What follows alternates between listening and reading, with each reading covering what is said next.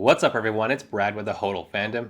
We may have just developed the most comprehensive price forecast for the OMI token that is publicly available. I took the same approach when I put together data models and budgets, but I did it for OMI.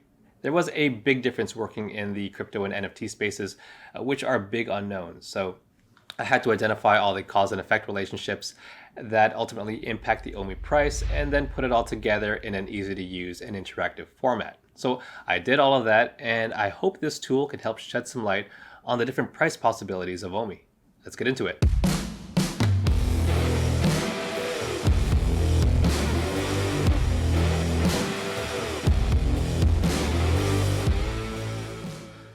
Just a quick bit of housekeeping first and foremost. I have put together a brief snippet of the full comic market cap dashboard available as a small picture that fits on a phone, and that gives you just the quick facts about the key market movers, overvalued and undervalued items, as well as a quick blurb on the real world of comics. This is linked below, but I will also be tweeting it out and posting it on Instagram weekly, regardless of whether or not I put out a new video. The full interactive dashboard is linked below as well. It is linked below in every single video, and you can use this to find your own trends in the market. So make sure you subscribe to always have the latest link to the latest iteration of that interactive dashboard. Now let's get into the heart of the matter, the OMI price model. So this is not just a typical price prediction video. What I've done here is more of a comprehensive and interactive price model, using my experience creating financial statements, financial models, and models for sports betting. I know this sounds a little off topic being a channel focused on primarily comics and the fandom side, but I'm incorporating some of my professional work here with the last few videos. With a lot of price predictions that I see, they are usually studies in a vacuum. For example, I hear how burns can equal or not equal a certain price point, or how a certain license can make the price move up and down. The thing that people need to be asking is how that all works. For example, with burns, in a vacuum, sure, a certain level of burns can limit or increase the price. But how do burns change? Well, we have to get outside that vacuum and analyze the primary and secondary market sales. How are those affected? We then have to see what users are doing and what fan bases that we are bringing in. We also need to incorporate churn rates that offset those new users. It's those individual steps and mapping out the cause and effect relationships of these is when you can get a true or truer picture of what will affect the OMI token. So when I was digging away at this, at times the picture got a lot cloudier before it got clearer. I spent the last week researching and slicing and dicing the data to find trends that I could rely on. And I found a ton of dead ends along the way. So if anyone noticed I didn't post a video for a longer than normal time, that's the reason. So let's pull up the model and get into the numbers. This is the main interface where you can change some of the parameters based on your personal opinion and analysis. The first thing you need to do is enable content or enable macros. The back end that you cannot see is where all the calculations happen, and I'm not going to go through all of that. One reason is that this video will turn into a 20-minute video or longer, and I always aim for much shorter. Just know that everything is based on real facts or real data, and I'll talk about them in general. Also, in my line of work, there's always someone who will sprinkle a little salt and pepper on your creations and your ideas and call it their own. So I'm keeping the recipe to my secret sauce hidden. This first part helps establish the health of the overall crypto market. There is not enough work done to study the overall crypto market, but there is more information studying Bitcoin. So I use that as an indirect method to see what the overall market cap is. The assumption I take here is that the OMI token is influenced by the overall market. Now, I know some people are adamant that OMI is bear market proof. As a general blanket statement, I sort of disagree. In my opinion, we need to break that down into two parts. Firstly, all tokens move with Bitcoin. That can be said with all of crypto until we get some sort of decoupling. The other part is that yes, OMI does have unique tokenomics that can cause burns to increase at an accelerated pace in certain conditions. And that's different, and that's separate. That part requires a certain set of events to take place, and its effect can be lessened if things don't align. So my approach is to incorporate the macroeconomic factors on OMI, and then incorporate what happens with the burns, the buybacks, the sales, and so forth separately from a different calculation or a different module. The default numbers here are from the stock to flow model, and there are other models out there, but I chose the stock to flow because it is the most widely known as a historically accurate model, even though right now Bitcoin's kind of lagging quite a bit. Some do believe in the lengthening cycles theory, and it does look intriguing. as well as a lessening effect of stock to flow, all of which have solid supporting data, so these fields can be adjusted to whatever data model you believe in. I also have a Bitcoin dominance percentage to get the overall market cap. The general consensus from the experts is a diminishing Bitcoin dominance over time. Now we get to select exchanges. You can either click the link here or manually select the exchanges tab at the bottom. Here you can select what exchanges we expect to be listed on and what years you think they will list OMI. The exchanges are listed by 24-hour trading volume. These are my opinions on what I think will list OMI and the years. I expect this to vary from person to person, and this is where we develop our own individual price prediction. Keep in mind, if you select an exchange in 1 year and not the next year, it is read as a delisting, with all the negative effects that studies have shown to come with that. So in my example here, with KuCoin, I'm going to select it all the way through, as I don't believe they will ever delist the token. When you're all done, you can select the main user form tab or select the link here in cell H1. The next two relate to marketing, using a numerical system to define how much marketing is done for both the OMI token and the VV platform. Those are two separate things. The legend in column H tells you what kind of marketing each number represents, with 0 being no marketing and 3 being heavy marketing. It's not just about signing the licenses. Marketing is about starting the conversion process for that fan base. Here's the perfect example. When we signed with Marvel and then signed with Disney, both saw a temporary pump in the OMI token price and a very slow rise in the user base.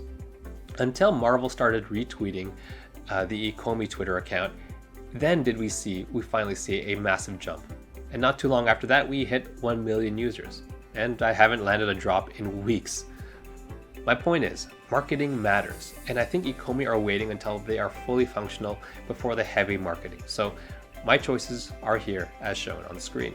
The marketing affects a lot of things in the back end, so I put a factor to affect conversion and churn rates because we know from Maslow's hierarchy of needs, a sense of belonging is embedded in human psychology, and if all your friends are showing off their VV NFTs, you are more likely to join and stay. Of course, these also affect burns and all the other data points along the way.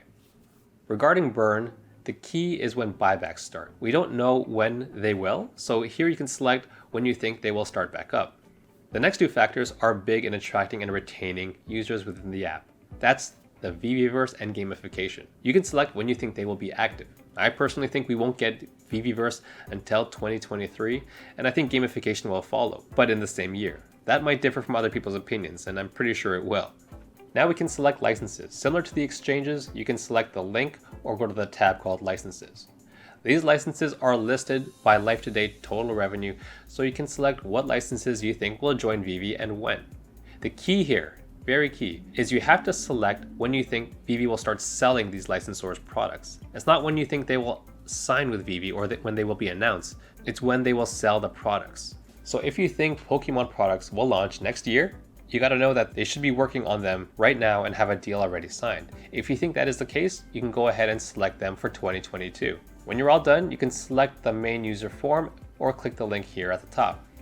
If you're all set, you can select the calculate button at the top, and this is where you get my price forecast. If the button didn't work, you didn't enable content or enable macros, so you can save your changes, reopen the file, and then enable them, and then hit calculate. Is this model perfect? No, it is not, but it is the most comprehensive model publicly available. Can it be improved? I already have ideas on how to refine it, and I even adjusted the conversion rates just this morning based on new reports that I found. Is this financial advice? It most definitely is not. So let's touch on the bottom section here, and I jotted down some notes and limitations. You can read through the notes and assumptions here, but I want to touch on the limitations section. As I said, everything is based on fact, or starts off based on a fact, but there are some big factors that I could not find anything to base on. I toyed with the idea where you can just input guesses, but that defeats the purpose of being a data-driven model. So some potentially big limitations that are not included here is the burning of land and other burning via the OMI utility program. Also, what is the TVL or total value locked, as this will affect the selling pressure on the token in a good way. As well as the timeline, this model only goes up to 2026. And finally, the virality of things. We don't choose what goes viral, but when it does, it's really hard to predict how high things can go. One last limitation not written down here, and this applies to any data model in the crypto space really, it's even just one variable in this new space can be very hard to predict. Just my first point regarding the Bitcoin price. Now, I watch a bunch of people on a daily basis, and they're much smarter than I am in this regard. And they're having a tough time figuring out what the price of Bitcoin will be. That's just one aspect. So keep this in mind with any data model in crypto. Now, I want to take a few moments now and take a look at one of these scenarios with the upper extreme in price and the infamous $10 price prediction that I often hear. People always refer to one of our community members, Cavell Anderson, for bringing this price prediction up. And I wanted to see if I put my model at its upper limit, if we will get there. Now, most people know Cavell as one of the first OMI YouTubers. I know him as one of the OGs that I still watch until today. And I also know him as a guy who gave me a shout out when he featured my Marvel lawsuit video. Now, back then I had about 12 subscribers, and at the time he got me a few hundred more. Even though I already had a ton of motivation doing what I'm doing right now, it gave me that extra push to keep me going. So Cavell, if you're watching this, thanks again for that. By featuring other community members with unique ideas and thoughts, he really helps grow the community in a very selfless way, and I applaud Cavell for that. So anyways, let's take a look at this thing. Let's put this to the max and see what we get.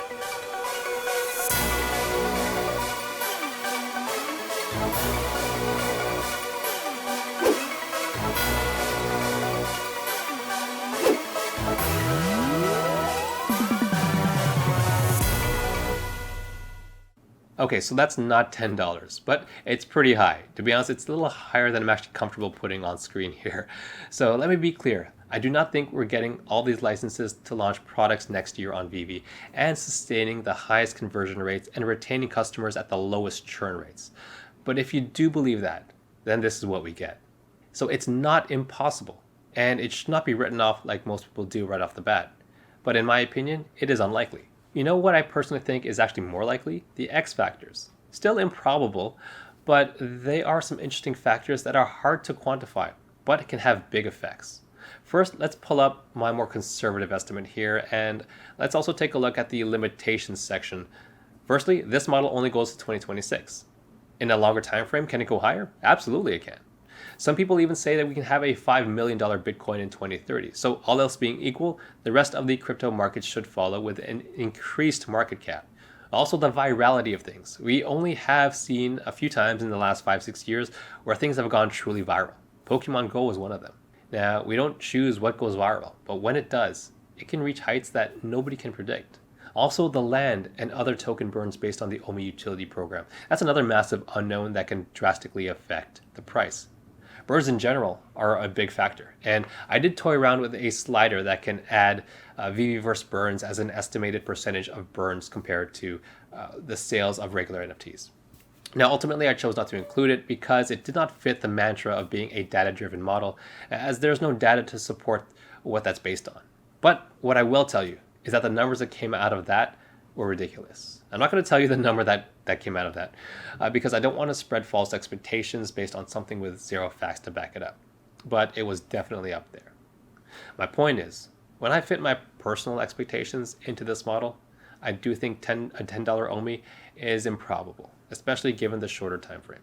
But let me be very, very clear.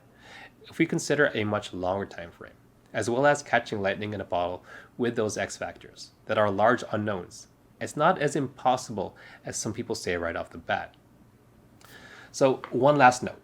If there is one takeaway I'd like everyone to have at the end of this video, it's that it's not necessarily about the price. It's that there are so many factors, so many variables and unknowns that all work together. It's like a very delicate web, and you need to look at all those parts, not just the individual strands, or you're going to miss the big picture.